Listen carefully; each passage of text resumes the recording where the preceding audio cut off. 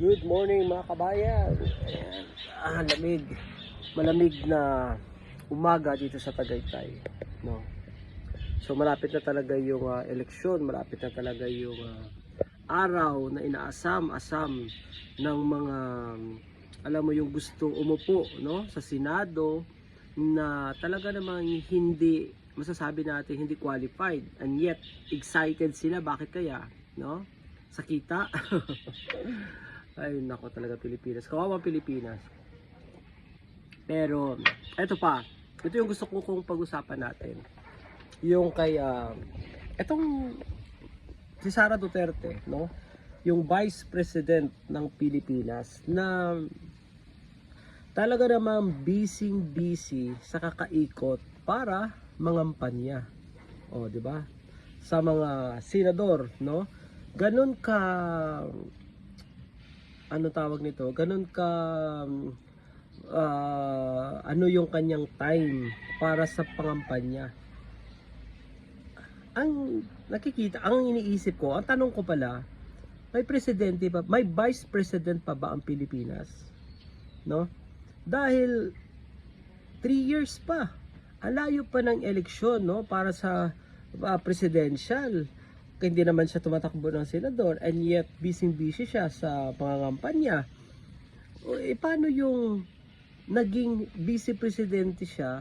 Paano yung kanyang serbisyo sa taong bayan? Paano yung sweldo na kinukuha niya sa taong bayan? Na hindi naman siya nagtatrabaho bilang vice presidente, nagtatrabaho siya, mangampanya, nagtatrabaho siya, no?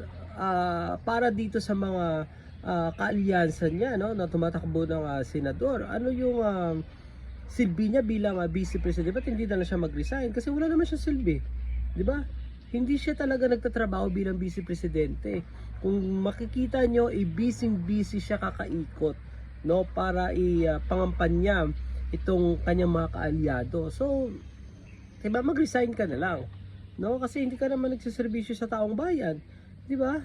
Sayang yung tax, no, ng taong bayan na pinapasweldo dito. Magkano ang sweldo ng isang vice presidente, di ba?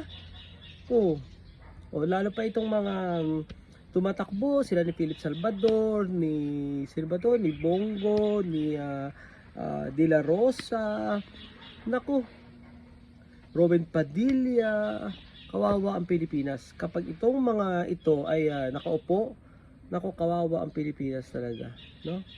Hindi ito talagang gumagawa ng mga batas para makikinabang, no, ang taong bayan, kundi ito ay nandyan yan para protektahan ang interes ng mga Duterte. Ganun lang kanyang kaklaro. Ganun kaklaro yung kanilang adikain, no, na makaupo para lang power at syempre kumita, for sure, no?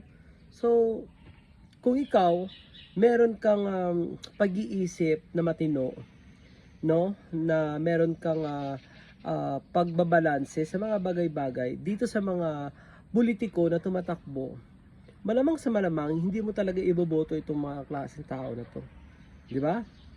Dapat ito patanimin na lang ng mga kamote, kasi mga kamote to, hindi, walang mahita ang taong bayan dito sa ganitong klaseng mga tumatakbo na sa mga senador, di ba? So even if dito sila ni De La Rosa, kahit nakaupo ba, ano ang ginagawa nila sa halos sa kanilang panunungkulan, puro pakikipaglaban, no? Depensa sa interes ng mga Duterte. So, in short, mga Duterte lang talaga ang kanilang pinagsisilbihan. Kawawa naman yung tao bayan. Tayo ang nagsisweldo sa kanila, no? Pero pinagsisilbihan mga Duterte. Ano yun? May sweldo sila sa taong bayan at meron pa sweldo sa Duterte, sa mga Duterte. Grabe. So dapat magising yung mga kababayan natin, dahil hindi talaga dapat ito maupo, itong mga tao na to. Di ba?